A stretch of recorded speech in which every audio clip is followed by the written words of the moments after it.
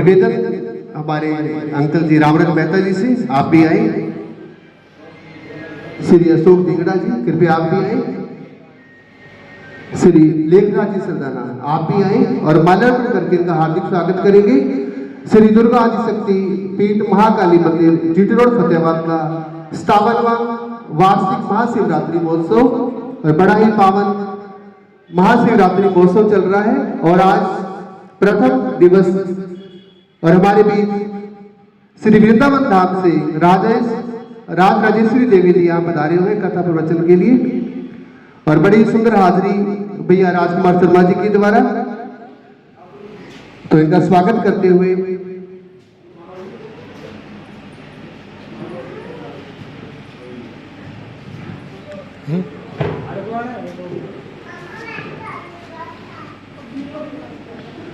और ऐसे ही हम शिवरात्रि महोत्सव तक इस वार्षिक महोत्सव का आनंद लेंगे। आज प्रथम दिवस, कृपया आप सभी को सूचना दें ताकि आप लोग समय पर पधारे और अधिक आनंद लें। सत्संग का समय शाम का 3 से 6 बजे। कृपया आप सभी को इसका जरूर निमंत्रण दें ताकि सभी लोग यहाँ पधारे। बोलिए शंकर भगवान की, बोलो वैष्णो मैया की, बोलिए हनुमान जी महाराज की जय।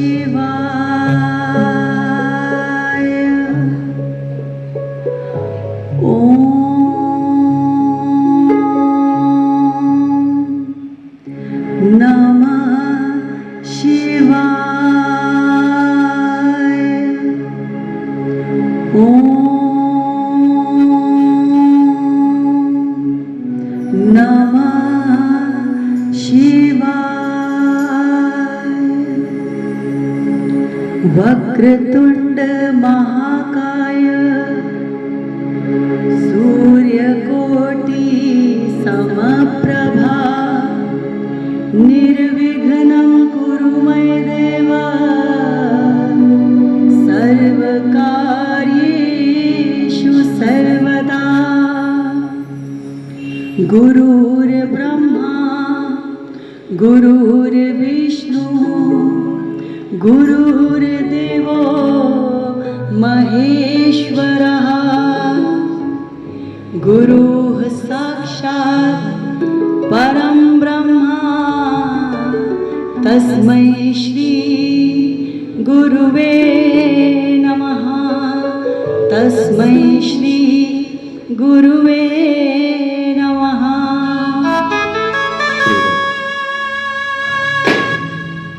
आज महाशिवरात्रि के उपलक्ष्य पर महाकाली मणि मंदिर के प्रांगण में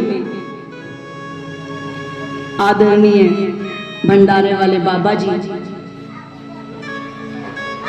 आदरणीय रामराज मेहता जी संरक्षक महाकाली मंदिर मढ़ी, आदरणीय प्रधान जी हरबंश जी वधवा,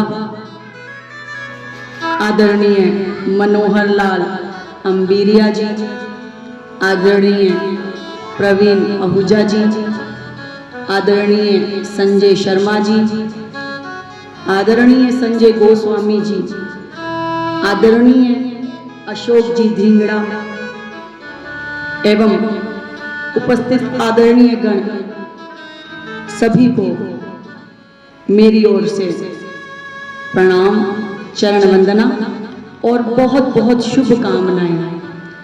क्योंकि कहते हैं कि इस जगत के पालक, इस ब्रह्मांड के कर्ता, इस ब्रह्मांड के पिता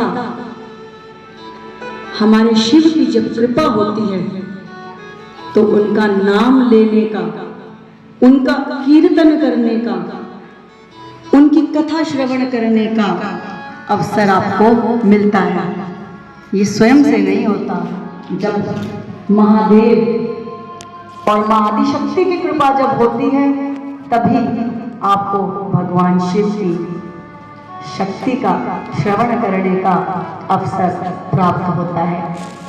तो बहुत बहुत धन्य भाग्य हैं यहाँ जितने भी श्रोतागण बैठे हैं उनके भी, कि वो आज हमारे महाकाली मणि मंदिर के प्रांगण में बैठ करके इस पावन शिव कथा को श्रवण करेंगे। कहते हैं भगवान शिव के इस पुराण की रचना से पहले भगवान शिव ने 100 करोड़ श्लोकों का, 100 करोड़ दिव्य श्लोकों का एक ही पुराण रचा। लेकिन युग बदलते गए और जैसे ही द्वापर युग का प्रारंभ हुआ उसके साथ ही व्यास जी ने उस 100 करोड़ वाले पुराण को संपादित कर, विभक्त कर 18 पुराणों में बना दिया, ताकि सुविधाजनक तरीके से शिव की महिमा और हमारे इस ब्रह्मांड के ईश्वर की महिमा आप लोग सुन पाएं, श्रवण कर पाएं। और उन्हीं 18 पुराणों में एक पुराण जिसमें हमारे भगवान शिव की महिमा ऐसी अपरंपार महिमा का रस स्वादन करने को आपको मिलता है। कहते हैं सर्वप्रथम ये शिव कथा शिव जी ने सुनाई सनत कुमार मुनि को। सनत कुमार मुनि जी के बाद ये कथा सनत कुमार जी ने सुनाई वेद व्यास जी को। वेद व्यास जी ने यह कथा सुनाई सुत जी को, और सुत जी ने आगे यह कथा सुनाई शौनक जी को, शौनक ऋषि जी को। और फिर शौनक ऋषि जी ने नैमिषारण्य तीर्थ में सभी ऋषियों के समूह के अंदर इस कथा का रसपान करवाया। कहते हैं शिव पुराण की कथा आपको धर्म, काम, मोक्ष और हर प्रकार का सुख प्रदान करने वाली है। जो भी भक्ति भाव से भगवान शिव के चरणों में, मां आदिशक्ति दुर्गा के चरणों में अपने भाव समर्पित कर यदि शिव पुराण की कथा का एक श्लोक भी, एक प्रसंग भी यदि भाव से, प्रेम से शिव को याद करके श्रवण कर लेते हैं तो श्रोता के स्वयं के ही नहीं, उसके वंश के वंश भी आगे तर जाते हैं। और शिव महापुराण की कथा को श्रवण करने से भय बंधनों से मुक्ति मिलती है। इस लोक में और परलोक में भी आपको सुख प्राप्त होता है। कर्पूर गौरम करुणावतारम संसार सारम भुजगेन्द्रहारम सदा वसंतम हृदयारविंदे भवं भवानी सहितं नमामि। भवं भवानी सहितं नमामि। वैसे तो शिव महापुराण की कथा सुनने के बहुत से नियम महापुराण के अंदर बताए गए हैं। जैसे कि कभी भी महाशिव पुराण की कथा आप सुने तो सिर पर पगड़ी पहन करके नहीं सुनी जाती है। ये नियम पुराण के अंदर वर्णित है। और कथा के बीच में भी उठकर जाया नहीं जाता है। यह शिव शंकर जी का अपमान माना जाता है, व्यास गद्दी का अपमान माना जाता है। और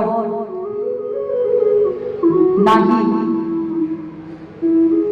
लेटकर ना ही ऊंचे आसन पर बैठकर, यदि आपके शरीर में सामर्थ्य ना हो तो बात अलग है, किंतु महाशिव पुराण की कथा को ऊंचे आसन पर बैठकर भी नहीं सुना जाता है। बहुत से नियम हैं, किंतु इस कलयुग के समय में मनुष्य यदि एक नियम भी धार ले, एक नियम को मान करके भी यदि भक्ति भाव से महापुराण की कथा सुनता है तो अवश्य ही भगवान शिव, माँ आदिशक्ति उस पर कृपा करते हैं। कहते हैं भगवान शिव की महिमा बड़ी अपार है, बड़ी अपरंपार है, और शब्दों में भगवान शिव की महिमा को कह पाना अत्यंत कठिन है, क्योंकि हमारे शंकर जी शब्दों से परे हैं। शंकर जी को तो आप सिर्फ भाव से ही जान सकते हैं, सिर्फ प्रेम से ही भगवान शिव की कृपा आप पा सकते हैं। ना तो शिव जी का जन्म है, ना ही मृत्यु। मैं इस चराचर जगत में आई हूं और चली जाऊंगी। आप सभी भी आए हैं और एक ना एक दिन चले जाएंगे, किंतु हमारे शिव सदा से थे, हैं और रहेंगे। क्यों? क्योंकि हमारे शिव सनातन है, ना उनका आदि है ना अंत है, वे अनंत हैं, इसीलिए उन्हें सदा शिव कहा जाता है। माया मोह अहंकार से परे इस चराचर जगत में जिस भी वस्तु या जीव को अन्य देवी देवताओं ने ठुकरा दिया, नकार दिया, उसे हमारे शिव हंस करके स्वीकार करते हैं। चाहे हलाहल विष हो, चाहे असुर दैत्य राक्षस ही क्यों ना हो, भगवान शिव ने सदा सब पर समभाव से कृपा की है।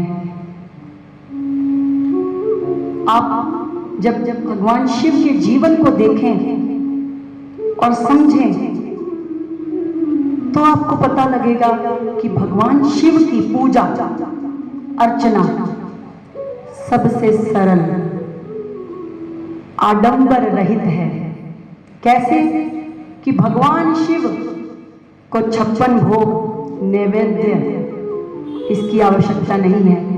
प्रेम से आपने एक लोटा जल भी चढ़ा दिया और बेल पत्र भी चढ़ा दिए तो भी हमारे शिव आप पर प्रसन्न होकर के आपको आशीर्वाद दे देते हैं। कहते हैं कोई भी देवता विषैले पदार्थ वस्तुओं को स्वीकार नहीं करते, किंतु महादेव हर विषैली वस्तु को स्वीकार करते हैं। चाहे हलाहल हो, चाहे आकड़े का फूल हो, चाहे धतूरे का फूल हो, चाहे आकड़े का फल हो, भगवान शिव को सब प्रिय है, किंतु होना भाव के साथ चाहिए। भाव के साथ यदि आप जल भी देंगे तो भी शिव प्रसन्न है। और किसी भी देवता का श्रृंगार आप देखेंगे तो भस्म से नहीं होता, किंतु हमारे महादेव को भस्म भी इतनी प्रिय है कि उनका श्रृंगार भी भस्म से होता है। और अन्य देवताओं को आप देखेंगे कि भस्म का श्रृंगार नहीं किया जाता है, लेकिन महादेव जी को भस्म भी प्रिय है। उनके पूजा के लिए आपको बड़े बड़े मंदिर, शिवालय, विग्रह प्राण प्रतिष्ठा कर करके लगाने की भी आवश्यकता नहीं। क्यों? क्योंकि शिव पुराण में लिखा है कि मैं तो पार्थिव शिवलिंग बना करके भी यदि आप पूजोगे तो भी प्रसन्न हो जाऊंगा। पार्थिव शिवलिंग का भी इतना महत्व हमारे शिव ने बताया है कि यदि आप श्रद्धा भाव से स्वच्छ मिट्टी से भी एक शिवलिंग का निर्माण करके भक्ति भाव के साथ यदि शिव को याद करके उनका पूजन करेंगे तो आपको वही फल मिलेगा जो एक प्राण प्रतिष्ठित विग्रह की पूजा करके आप पाते हैं। तो इतनी महिमा हमारे शिव की। और आप देखें किसी भी देवता के गण जो हैं, द्वारपाल हों चाहे उनके सेवक हों, उनमें आपको भूत प्रेत पिशाच निशाचर नहीं मिलेंगे, लेकिन महादेव की सेवा में, महादेव के गणों में आपको भूत प्रेत पिशाच निशाचर भी मिल जाएंगे। तो महादेव सदा उनको भी स्वीकारते हैं जिनको इस दुनिया ने, इस चराचर जगत ने ठुकरा दिया हो। क्योंकि जो भूत प्रेत पिशाच निशाचर को स्वीकार सकता है तो हम जैसे पापी अधम मनुष्य को भी स्वीकार कर ही लेगा। समभाव से सबको स्वीकारते हैं हमारे देव। इसीलिए तो, क्योंकि देवों के भी देव हैं, इसीलिए महादेव हैं। पशुओं के भी प्रिय हैं, इसलिए पशुपति हैं। और विश्व के नाथ हैं, इसीलिए विश्वनाथ हैं। और भूतों के भी नाथ हैं, इसीलिए भूतनाथ हैं। और मेरे प्रिय भगवान श्री राम के भी ईश्वर हैं, इसीलिए रामेश्वर हैं। तो एक बार जोर से हाथ उठा करके भगवान शिव के नाम का जयकारा, ओम नमः पार्वती पतये हर हर महादेव।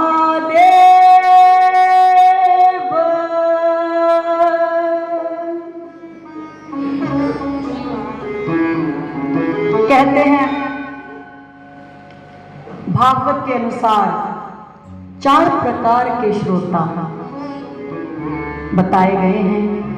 4 प्रकार के श्रोता किस श्रेणी के हैं? एक तो चातक श्रोता, जो पूरी तन्मयता के साथ कथाओं को सुनता है और कथा के अमृत को, अपने लाभ की चीजों को उसमें से ग्रहण करता है। वो होते हैं चातक प्रवृत्ति के श्रोता। एक श्रोता होते हैं हंस प्रवृत्ति के श्रोता। कहते हैं हंस प्रवृत्ति के जो श्रोता हैं वो कैसे होते हैं? जिस प्रकार से हंस दूध मिश्रित जल में से दूध अलग कर जल को ग्रहण कर लेता है, उसी प्रकार जो हंस प्रवृत्ति के श्रोता हैं वो कथा में से अपने लाभ की सभी बातों को ग्रहण करके उसे अपने जीवन में उतारते हैं। तीसरे प्रकार का श्रोता होता है शुक प्रवृत्ति का, यानी कि तोता। तोता प्रवृत्ति का जो श्रोता है वो श्रोता जो तोते की तरह हर बात को कथा की ध्यान से सुनता है और उसे रट लेता है कि कथा में ये बताया गया था, ये था, बिल्कुल तोते की तरह उसे रट लेता है और मधुर वाणी में औरों से भी बताता है। फिर चौथे प्रकार के जो श्रोता होते हैं वो होते हैं मीन श्रोता, जो सर्वश्रेष्ठ उत्तम कहे गए हैं, यानी कि मछली की तरह। मीन अर्थात मछली, जो मछली की तरह पलक बिना झपकाए कथा के अमृत का रसपान करते हैं, जिन्हें कथा के प्रति पूर्ण समर्पण भाव होता है और मौन रह करके जो कथा को ध्यान से सुनते हैं, क्योंकि उनके लिए वो कथा नहीं, मनोरंजन नहीं, मनोरंजन का साधन नहीं, अपितु रस और ज्ञान के लिए वे कथा को श्रवण करते हैं। तो हमें कोशिश करनी चाहिए कि हम भी मीन प्रवृत्ति करके ही कथा का रसपान करें। शिव महापुराण में भगवान शिव स्वयं बतलाते हैं कि जब हमें भक्ति, ज्ञान और वैराग्य के मार्ग पर जाना है तो किन साधनों से हम ईश्वर को प्राप्त कर सकते हैं। यह प्रश्न भगवान शिव से सनत कुमार जी ने किया कि हे ईश्वर, हे शिव, हे सदाशिव, आप मुझ पर अपनी कृपा करके मुझे उन साधनों के बारे में बताइए जिनके कर लेने से मुझे भक्ति, ज्ञान और वैराग्य प्राप्त हो जाए। तो भगवान शिव बड़े ही प्रेम से उन्हें 3 मुख्य साधनों के बारे में बताते हैं, जिसमें से सर्वप्रथम श्रवण का साधन, जो आप सभी इस समय कर रहे हैं, यह है श्रवण का साधन, यानी कि सुनना, ईश्वर के नाम, गुण, लीलाओं, कथाओं और उनके प्रसंगों को सुनना। पहला साधन भगवान शिव ने श्रवण बताया है, क्योंकि बिना सुने आपको कभी किसी बात का ज्ञान हो नहीं सकता। तो ईश्वर के ज्ञान की तो बात ही बहुत बड़े की है। ईश्वर के ज्ञान के लिए सर्वप्रथम मन लगा करके श्रवण साधन को साधना होता है। दूसरा साधन भगवान शिव ने कीर्तन का बताया है। कीर्तन अर्थात ईश्वर के नाम, गुण, लीलाओं, उनके प्रसंगों का वाणी द्वारा, अपने मुख द्वारा गुणगान करना। और तीसरा साधन, जो पहले 2 साधनों को साध करके आप सिद्ध कर सकते हैं, वह है मनन। क्योंकि पहले आप सुनोगे, सुनने के बाद आपका प्रेम जागेगा, तब आप उनका कीर्तन करोगे, और कीर्तन करने के बाद जब आपके भाव और जागेंगे, तब आप विचार करोगे, मनन करोगे, चिंतन करोगे उस प्रभु का, उस ईश्वर का जिसका आप कीर्तन कर रहे हैं, जिसके कथाएं आप सुन रहे हैं। और कहते हैं कि मनन साधन जो है सर्वोत्तम माना जाता है, क्योंकि इस साधन के माध्यम से आप ईश्वर के गुण, लीलाओं और उनके स्वरूप का मन में चिंतन करते हैं। और जैसे ही ये तीनों साधन आप सिद्ध कर लेते हैं, धीरे धीरे भगवान शिव का संयोग आपको प्राप्त होने लग जाता है। और जैसे ही कहते हैं, ये भगवान शिव ने स्वयं बताई हुई है ये बातें, मैं अपने मुख से नहीं कह रही। आप जब प्रथम अखंड पढ़ेंगे शिव महापुराण का, तो उसमें ये वर्णित है कि भगवान शिव स्वयं इन साधनों के बारे में बता रहे हैं और कहते हैं कि जब आप ये 3 साधन साध लेते हैं, इनमें आपका मन लगने लग जाता है, जब आप ईश्वर का चिंतन मनन करने लग जाते हैं, तब सर्वप्रथम क्या होता है? कई लोग कहते हैं कि हम इतना पूजा पाठ करते हैं फिर भी हमें दुख प्राप्त होते हैं या हमारे जीवन में सुख नहीं रहते। तो भगवान स्वयं बता रहे हैं कि सर्वप्रथम आपके शरीर के रोग नष्ट हो जाएंगे। तो यदि कोई व्यक्ति स्वस्थ है तो लक्षण है कि भगवान की कृपा उस पर बनी हुई है और उसने किसी न किसी एक साधन को तो अवश्य ही साध रखा है, क्योंकि सर्वप्रथम भगवान आपके रोग नष्ट करेंगे, आपके शरीर को स्वस्थ कर देंगे। उसके बाद देखो, पहले शरीर स्वस्थ कर दिया, अब उसके बाद आप सोचोगे कि भगवान बाकी सुख देगा। नहीं, शरीर स्वस्थ करने के बाद आपको क्या करेगा? लौकिक सुख आपके छीन लेंगे।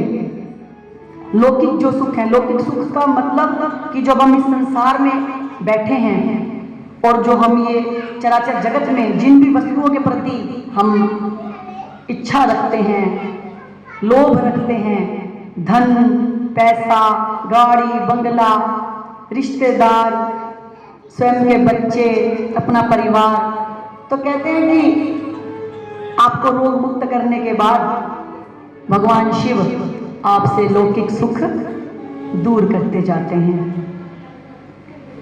और जैसे ही लौकिक सुख दूर होते हैं तो आपके जीवन में क्या आते हैं?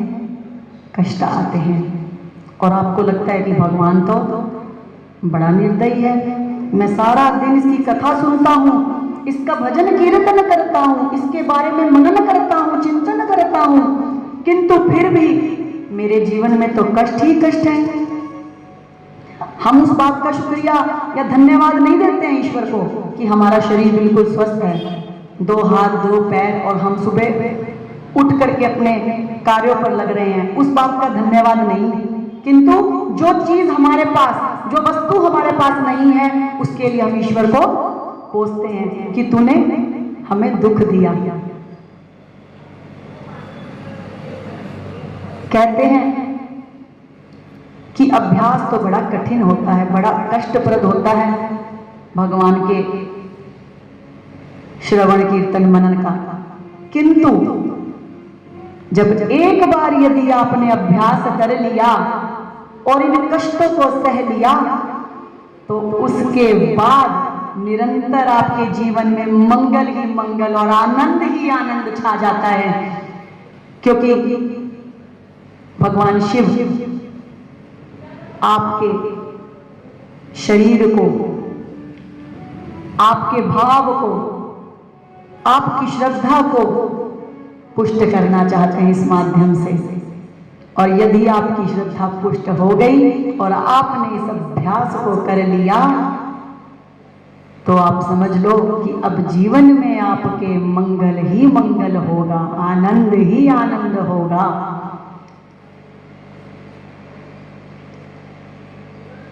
और इसीलिए आइए श्रवण से जुड़ा एक प्रसंग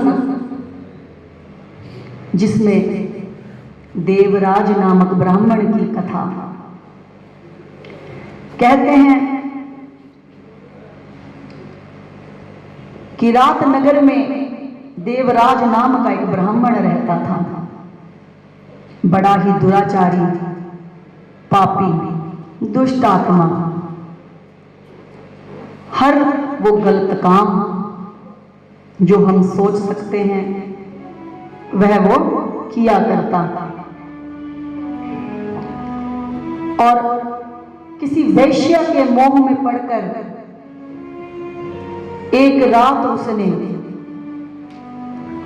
अपने सोते हुए माता पिता और अपनी पत्नी को मार डाला।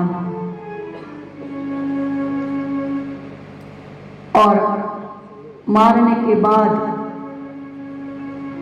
बहुत समय बीत गया। एक बार वो घूमता हुआ दैव योग से एक शिवालय के नजदीक पहुंच जाता है। और कहां पहुंचता है? धर्म की नगरी, तीर्थों के राजा प्रयागराज में। अब प्रयागराज में वो आ गया है, एक शिवालय के अंदर बैठा है और उस शिवालय में बड़े साधु संत ठहरे हुए हैं। सभा कार्यक्रम चल रहा है और उस कार्यक्रम के अंदर ब्राह्मण शिव कथा सुना रहे थे।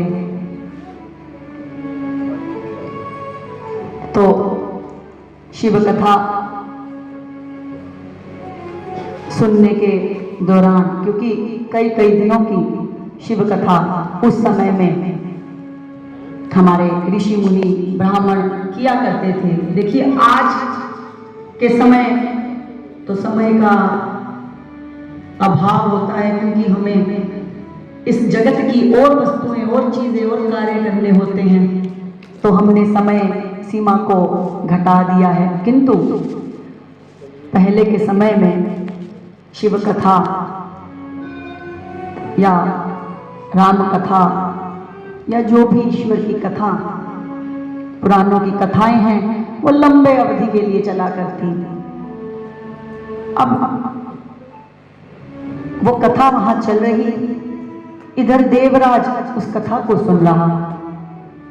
और कैसा संयोग होता है कि वो बीमार पड़ जाता है।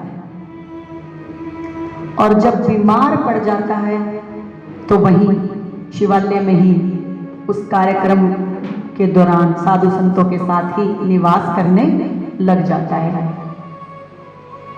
और 1 महीने के बाद वो चल बसता है अपनी बीमारी के कारण।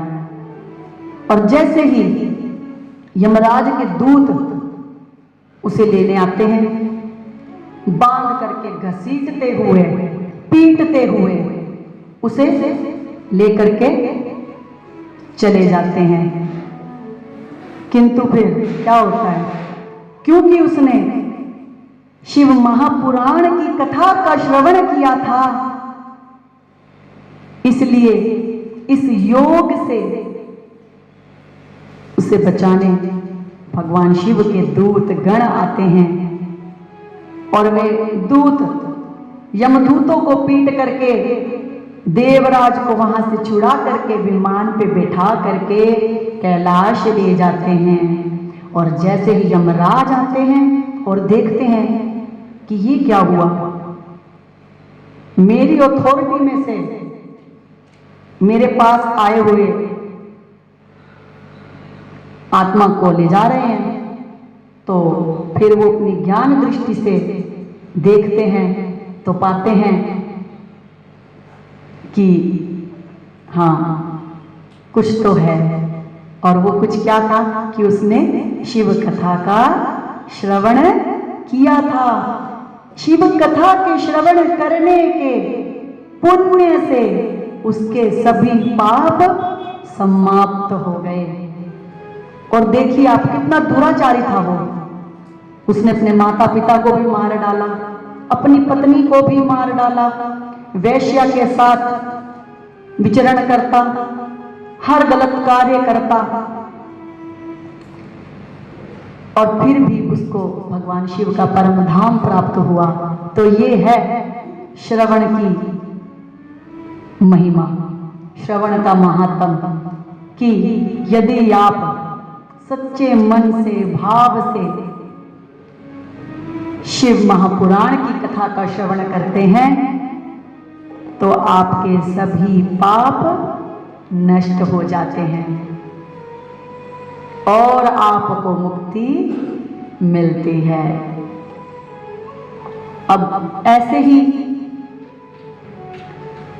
जो दो अन्य साधन कीर्तन और मनन मैंने आपसे कहे, उससे जुड़ी भी एक बड़ी ही अद्भुत कथा, जिस कथा को हम सुनते हैं तो लगता है कि सच में भगवान शिव और माँ कितने दयालु हैं, कितना प्रेम करते हैं, किनसे, ऐसे पापियों से भी जिन्होंने पश्चाताप कर, प्रायश्चित कर उनके नाम का श्रवण कीर्तन और मनन किया, उनको ध्याया।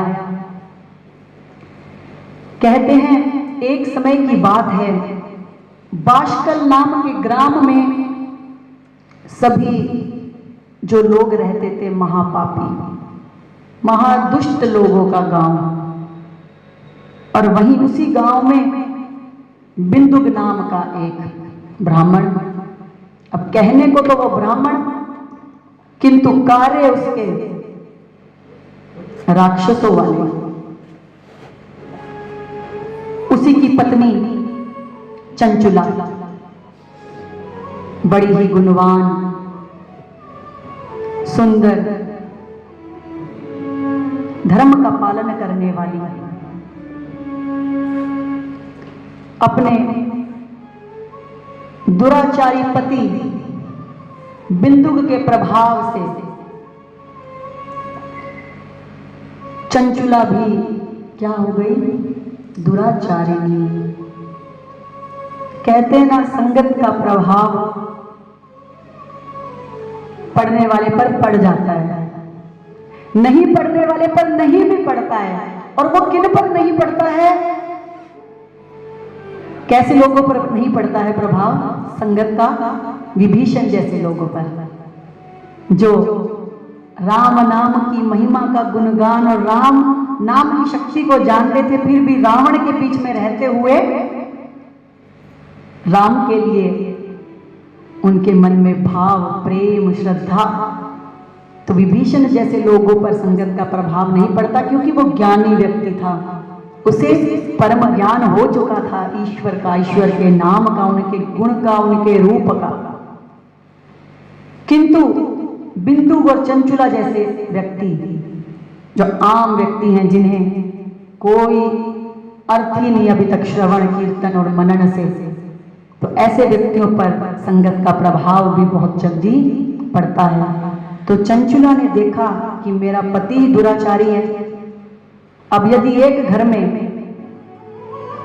एक व्यक्ति दुराचारी हो तो दूसरे को भी यूं कह ले कि खुली छूट मिल जाती है, क्योंकि वो सामने वाले के चरित्र को वेरीफाई कर रहा होता है अपने चरित्र से, कि भाई ये कर रहा है तो मुझे तो रोकेगा कैसे, क्योंकि स्वयं गलत कार्य कर रहा है तो मैं भी कर लूंगी तो कौन सा बड़ा पाप हो जाएगा। तो वो स्वयं की वेरिफिकेशन ले ही लेता है। तो ऐसे ही चंचुला भी दुराचारी बन जाती है और पर पुरुष के साथ रमण करती है। तो ऐसे ही देव योग से एक दिन क्या होता है कि चंचुला को उसका पति बिंदु पर पुरुष के साथ पकड़ लेता है व्यभिचार करते हुए। अब जब पकड़ता है तो उसे खूब पीटता है, अपना नहीं देखता वो, लेकिन उसको पीट रहा है कि भाई तू पापिनी, दुराचारिणी, पर पुरुष के साथ व्यभिचार करती है। खूब मारता है चंचुला को। फिर चंचुला वही बात चंचुला अपने पति से क्या कहती है कि मैं तुम्हारी पत्नी और तुम भी तो दूसरों के साथ रमण करते हो, तुम भी तो दुराचार में लिप्त हो, व्याभिचार में लिप्त हो। तुमने मेरी गति नहीं सोची कि बिना पति के मेरी गति क्या होती होगी। मैं तो ब्याह करके तुम्हारे साथ आई थी, तुमने मेरी गति नहीं सोची। तो ये सुनकर फिर बिंदु को भी लगता है बात तो ठीक कह रही है। तो जब चोर चोर कहते हैं ना, मौसेरे भाई, तो एक चोर को दूसरे चोर की बातें फिर ठीक लगने लग जाती है, वो उसमें ठीक ढूंढ ही लेता है, क्योंकि वो भी चोरी करने वाला, वो भी चोरी करने वाला। तो वो दोनों एक दूसरे को ढांढस बंधा ही लेते कि ठीक है, तू भी कर रहा है, कोई बात नहीं, तू भी कर ले। लेकिन जैसे बिंदु इस बात को समझता है और यही भाव दिखाता है अपने पत्नी के प्रति,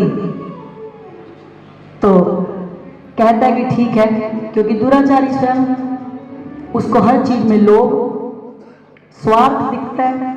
तो उसने क्या कहा कि ठीक है, तू पर पुरुषों के साथ विहार कर, किंतु उनसे धनोपार्जन कर, धन लेकर के आ, धन का अर्जन कर और वो धन ला करके मुझे दे।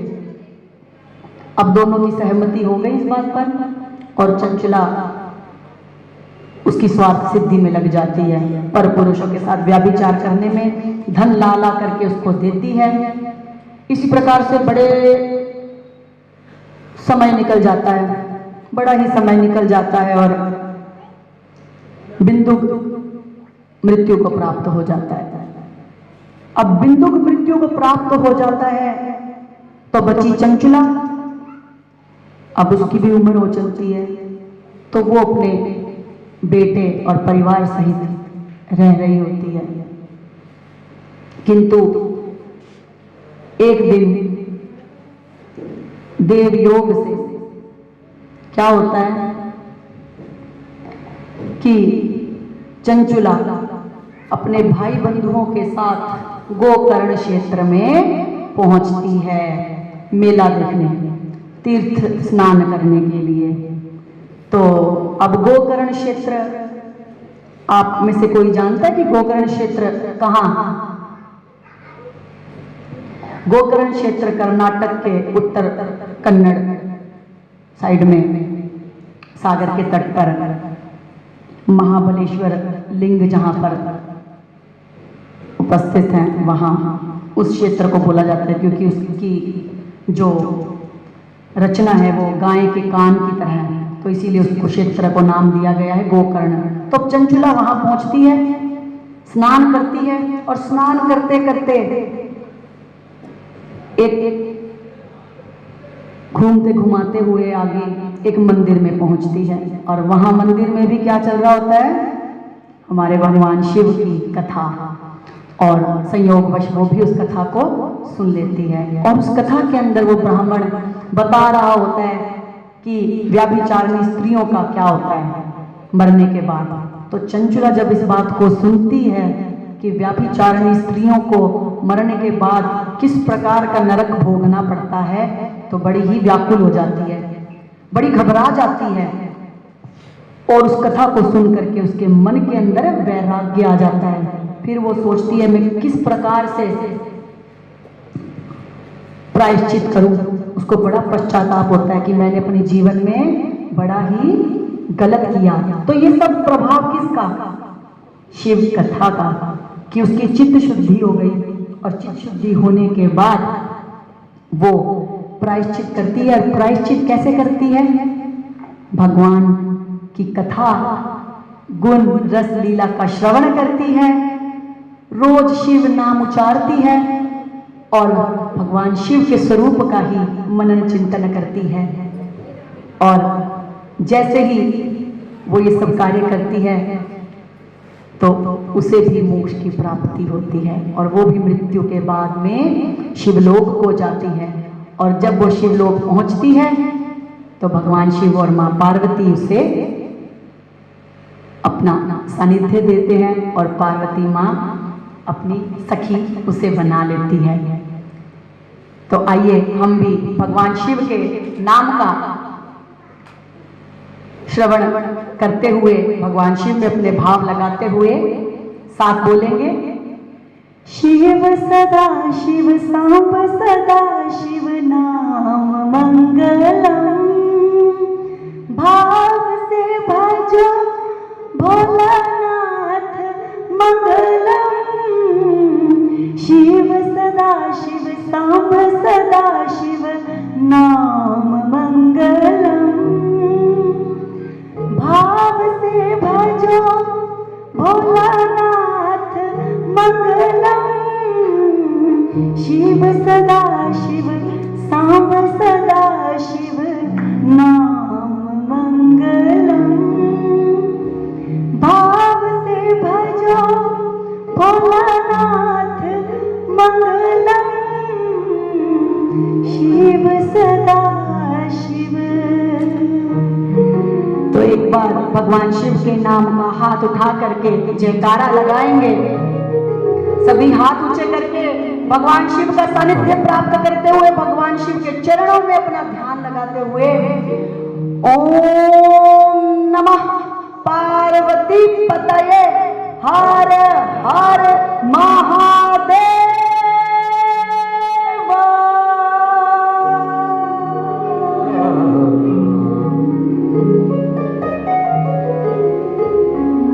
आज की कथा का विश्राम करते हुए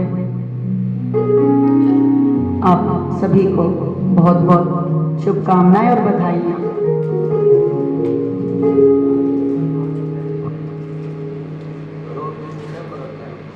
जैसा कि आज आपने सभी ने कथा श्रवण का महात्म्य आज सुना, कीर्तन का महात्म्य आज सुना, मनन का महात्म्य आज सुना, तो उस पर गौर फरमाते हुए आपने क्या करना है कि कल से सभी ने कार्यक्रम के अंदर समय से पहुंचना है। क्योंकि देखिए संसार के बाकी कार्य चलते रहेंगे, किंतु भगवान का नाम लेने और कथा श्रवण करने का कार्य रोज नहीं होता। ये भी देव योग से ही प्राप्त होता है, जैसे चंचुला और देवराज को प्राप्त हुआ।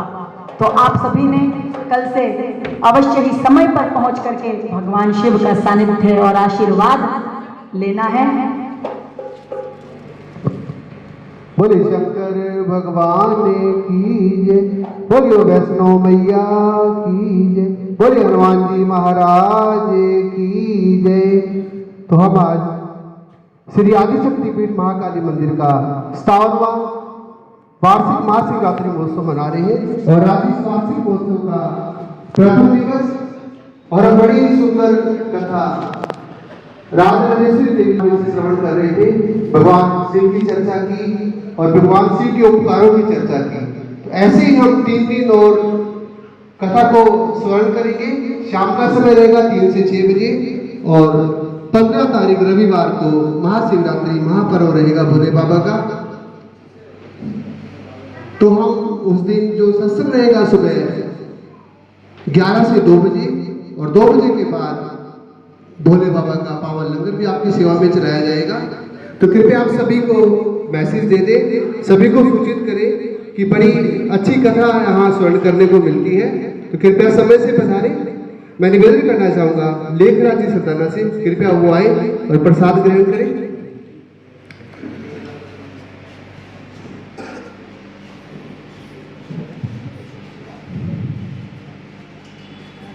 और जो भी भक्तजन लंगर में अपनी सेवा देना चाहते हैं तो हमारे भैया मनोहर सिंह बीरिया और प्रवीणा आहूजा जी आपके बीच में है।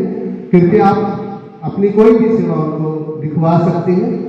बोलिए शंकर भगवान की जय, बोलिए हनुमान जी महाराज की जय, बोलिए साचे दरबार की जय। आप सभी कृपया आरती के लिए अपने अपने स्थान पर खड़े हो जाए।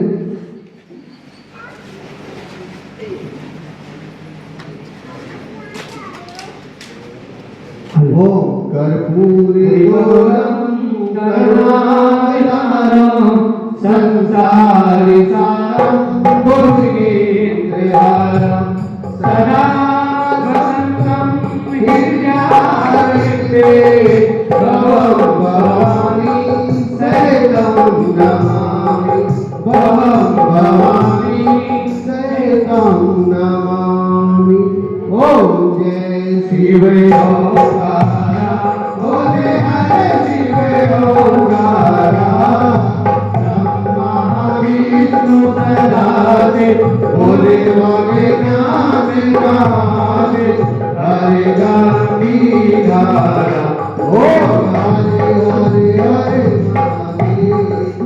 एकादश चतुरानन पंचानन राधे बोले पंचानन राधे पंचानन करुणासन पंचानन करुणासन विजयवान सारे ओ हरे हरे हरे महादेव बुद्धि कार नगर दस बुद्धि के सोए बोले दस बुद्धि के सोए तीनों बनी रंगेता बोले दीकारो बनी रंगेता त्रिभुवन जन होए ओ हरे हरे हरे माला माला मुझे माला लारी बोले मुझे माला लारी नंद बिग बंदे नंद बिग बंदे नंदा बोले शबिहारी ओ हरे हरे हरे श्वेता मरे विलावा भागा करे अंगे बोले भागा करे अंगे धन्य जानित ब्रह्मांड धन्य जानित ब्रह्मांड